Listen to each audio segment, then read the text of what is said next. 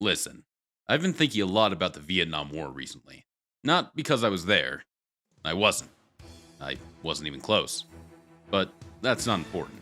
What is important is that I've been studying the tactics, the strategies, the absolute horrors of jungle warfare.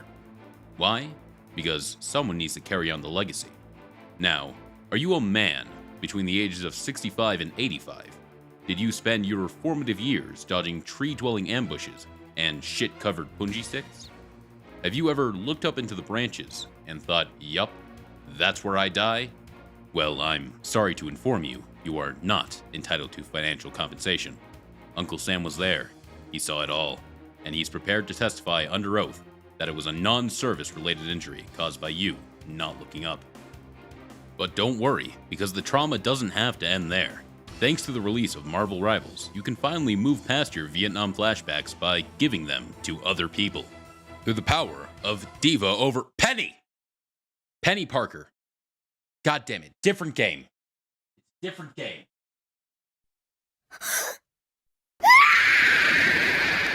The life was quiet all around. Cute little island, nice and non-violent.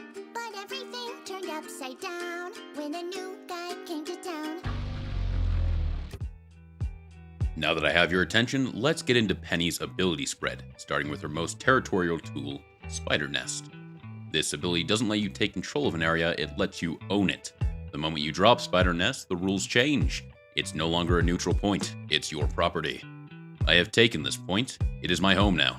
And when the natives come to take it back, I will be exercising my God-given right to stand my ground. And, luckily, Penny makes it easy to do that. While standing in the carpet created by your spider nest, you will receive a movement boost, healing, and even some bonus health. But that's not all. While you're relaxing with all these perks, the colonization bomb you just dropped will be spitting out spider drones. These little guys sprint at anyone dumb enough to touch your land, and then they blow up. So, you've claimed the points, turned it into your backyard, and established dominance. But why stop there? If history's any indication, the next step is trapping the locals and reminding them who's in charge. Cyberweb Snare is the colonial expansionist special. You toss it out and suddenly anyone in the way gets immobilized, helpless to do anything but watch as you place 6 landmines at their feet. And even if you miss, you can just play it off as intentional. What? I didn't miss. I wanted that web 30 feet from the objective. The enemy will never see it coming. Now that you've both taken land from the natives and left the resistance gagged and bound, it's time to move on to Penny's primary form of mobility, Bungee Gum. Possessing both the qualities of rubber and gum, it allows Penny to move with such unpredictability that you could be anywhere. In a tree, behind a wall, on the ceiling, or even in a space as cramped as a children's hospital. Why a children's hospital, you may ask? Well, you see, that's where my totally intentional cyberweb snare just happened to land. Now I have to justify why there are mines in the pediatric wing before the doctors start asking too many questions. More breaking news to tell you. A terrible situation unfolding in Mexico City, actually just south of it. This was a maternity hospital. Alright. Well, at this stage of the game, the cops will be after you. What you want to do as Penny is web your way over to their station and start placing bombs at every entrance. Remember, nothing says freedom of movement like being the only one with legs. And now that we have some time to kill, I should probably explain how these mines work. The Arachno Mine, to be specific. You've probably heard me bring it up about 20 times this video and noticed I've never explained it once. That's because it doesn't need explaining, or more accurately, it's because this is not a very good tutorial. But here's the short version. You get 4 of them. If you're charging at 1 every 4 seconds, you can have up to 15 of them out at once, and each one does a glorious 100 damage. To put that into perspective, the highest health enemy in the game is Monster Hulk, the ultimate ability of Hero Hulk, at a whopping 1400 health. That means in theory you could take out the biggest bad.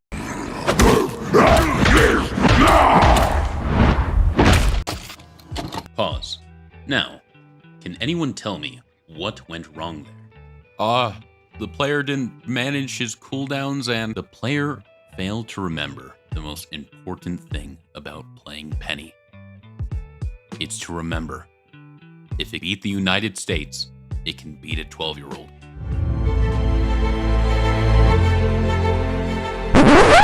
Wait, hold on. Pause the cool transition. I forgot to explain Penny's ultimate. So it's called Spider Sweeper. Basically, you run around, start placing mines and webbing. If people run into it, they'll probably take damage and you can sweep at people. Oh, yeah, that's why it's called Spider Sweeper. Fuck, I should have wrote a script for that part. Also, you missed the cool transition. I was talking over it. Sorry.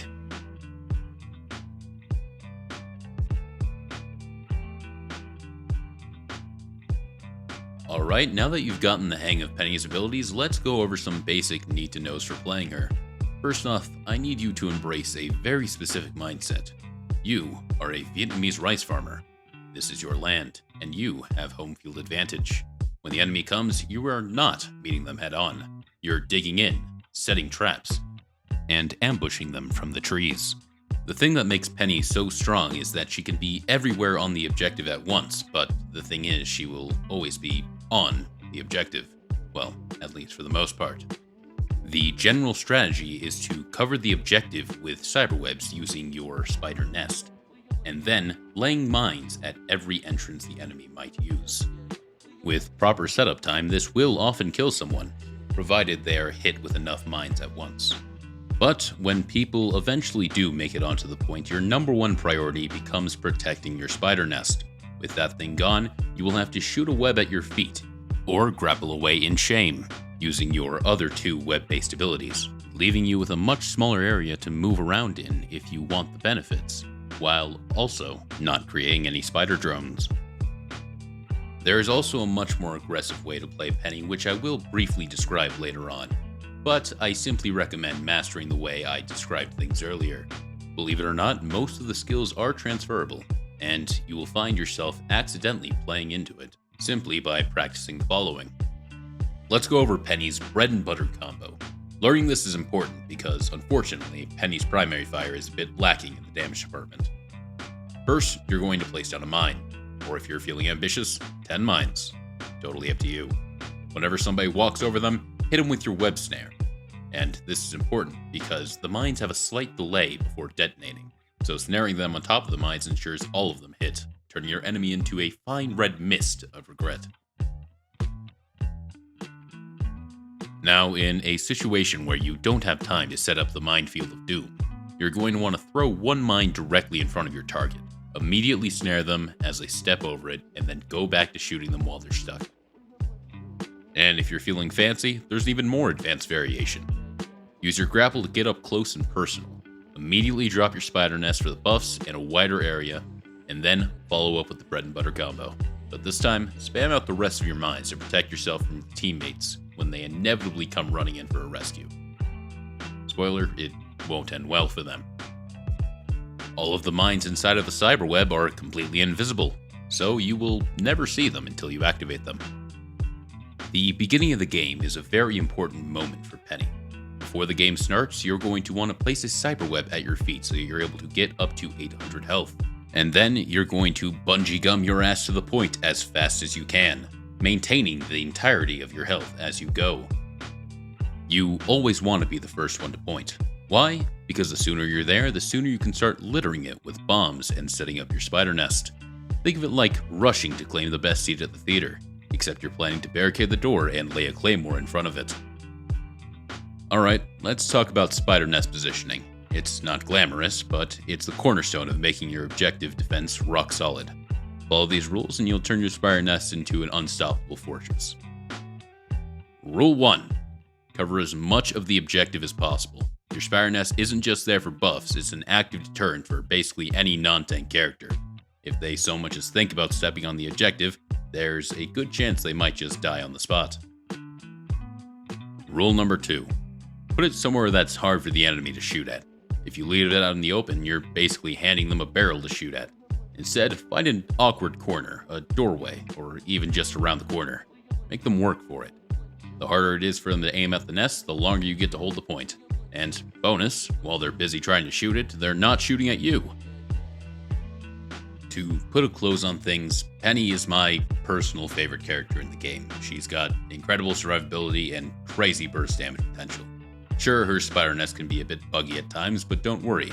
I've already copy-pasted my multiple paragraph essay on how it's ruining my life into all 3 game surveys. It'll be fixed shortly. You're welcome. And next time you're playing Marvel Rivals and kicking ass as Penny, make sure to let them know how you got so good. Thank you so much for watching. Leave a like on the video if you enjoyed it, and let me know in the comments if there's another Marvel Rivals character you'd like to see me make a guide for. Until next time, happy hunting.